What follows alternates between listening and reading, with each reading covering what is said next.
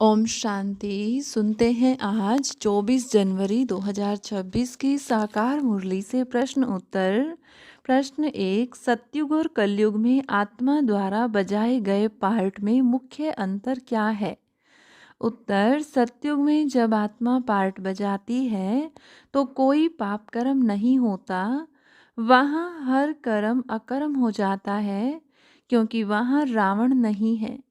कलयुग में जब पार्ट बजाती है तो हर कर्म विकर्म या पाप बन जाता है, क्योंकि यहाँ विकार हैं। प्रश्न 2, बच्चों को सबसे पहले किसका परिचय देना चाहिए ताकि सर्वव्यापी का ज्ञान बुद्धि से निकल जाए? उत्तर, सबसे पहले बाप का परिचय देना चाहिए कि हम सब आत्माएं आपस में भाई भाई हैं और हमारा बाप एक सुप्रीम सोल है।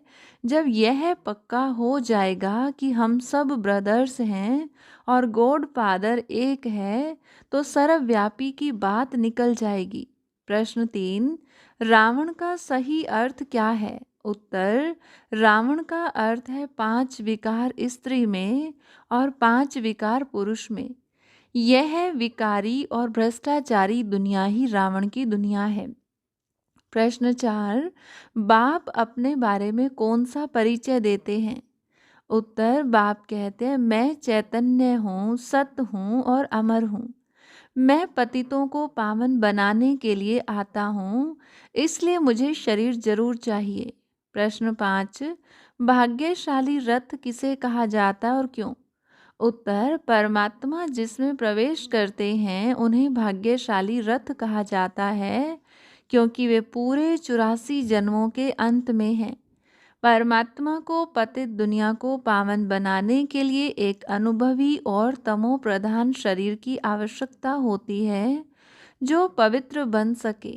प्रश्न 6, परमात्मा श्री कृष्ण के शरीर में प्रवेश क्यों नहीं करते? उत्तर, क्योंकि श्री कृष्ण सतयुग यानी नई दुनिया के मालिक हैं। वे प्रिंस हैं। परमात्मा को पतितों को पावन बनाने के लिए पुरानी दुनिया और पतित शरीर की जरूरत होती है, जबकि श्री कृष्ण का शरीर सतो प्रधान होता है। प्रश्न 7, भारत को 24 कैरेट सोना कब कहा जाता था? उत्तर, जब भारत सतो प्रधान नई दुनिया था, तब उसे 24 कैरेट पक्के सोने की चिड़िया कहा जाता था। अब मिलावट के कारण वह तमो प्रधान बन गया है। प्रश्न 8, मोक्ष के बारे में बाबा ने क्या स्पष्टीकरण दिया है? उत्तर, बाबा ने समझाया है कि किसी को भी मोक्ष नहीं मिल सकता। यह ड्रामा अनादि और अविनाशी है। इसमें हर आत्मा को अपना पार्ट बजाना ही पड़ता है। हम मुक्तिधाम में जाकर बैठ सकते हैं, लेकिन फिर पार्ट बजाने आना ही होगा। प्रश्न 9, संगम युग का महत्व क्या है? उत्तर, संगम युग पर ही बाप आकर ब्राह्मण कुल और देवता कुल की स्थापना करते हैं। इसी युग पर आत्माएं आयरन एज से गोल्डन एज में जाती हैं। प्रश्न 10, टीचर के रूप में बाप बच्चों को क्या राय देते हैं? उत्तर, बाप कहते हैं कि जैसे टीचर ऐसे देते हैं और बच्चे घर जाकर उसे रिवाइज करते हैं, वैसे ही तुम बच्चों को भी इस नॉलेज पर विचार करना चाहिए और फिर दूसरों को समझाना चाहिए। प्रश्न 11, गीता को सर्वशास्त्रमय शिरोमणि क्यों कहा जाता है? उत्तर, क्योंकि गीता में ही भगवान के महावाक्य हैं और इसमें मन मनाभव का मंत्र है। लेकिन इसमें गलती यह हुई है कि परमात्मा के स्थान पर श्री कृष्ण का नाम डाल दिया गया है, जबकि श्री कृष्ण तो सत्युगी देवता हैं। प्रश्न 12, परमात्मा को नॉलेजफुल क्यों कहा जाता है? उत्तर, क्योंकि परमात्मा चैतन्य सत्य चित्त आनंद स्वरूप हैं और उन्हें सृष्टि के आदि मध्य अंत का पूरा ज्ञान है। वे जानते हैं कि यह बेहद का ड्रामा कैसे बना हुआ है। प्रश्न 13, झाड़ के चित्र से क्या स्पष्ट होता है?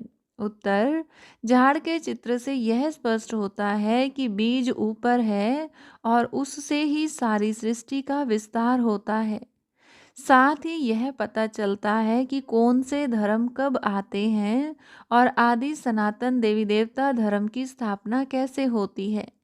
प्रश्न 14 धारणा के लिए मुख्य सार में 24 कैरेट सोना बनने के लिए क्या निर्देश दिया गया है।